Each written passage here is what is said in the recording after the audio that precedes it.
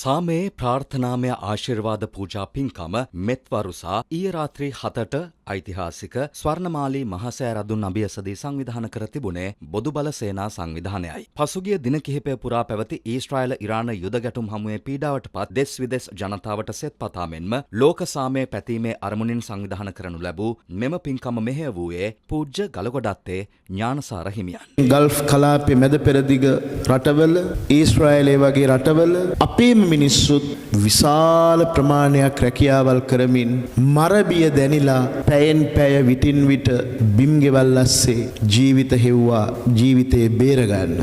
හුඟක් අය තබපු සටහන් අපි දුටුවක් කියෙව්වා. ඒ මිනිස්සු කොයි රටක ජීවත් වුණත් අපේ මිනිස්සු කුමන ජාතියකට අයිති වුණත් මොන වර්ණයකින් යුක්ත වුණත් මොන භාෂාවක් කතා කෙරුවත් හැම මිනිසෙක්ම ජීවිතයට ප්‍රියයි. සබ්බේසං ජීවිතං පියං කියලායි බුදුහාමුදුරුවෝ ඉගැන්වුවේ.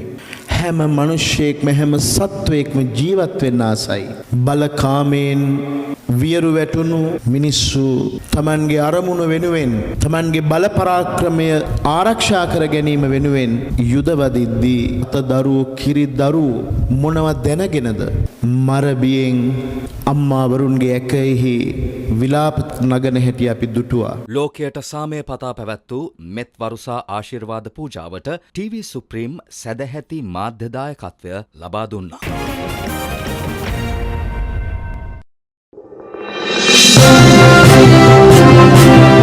දැන්ම සබ්ස්ක්‍රයිබ් කරන්න.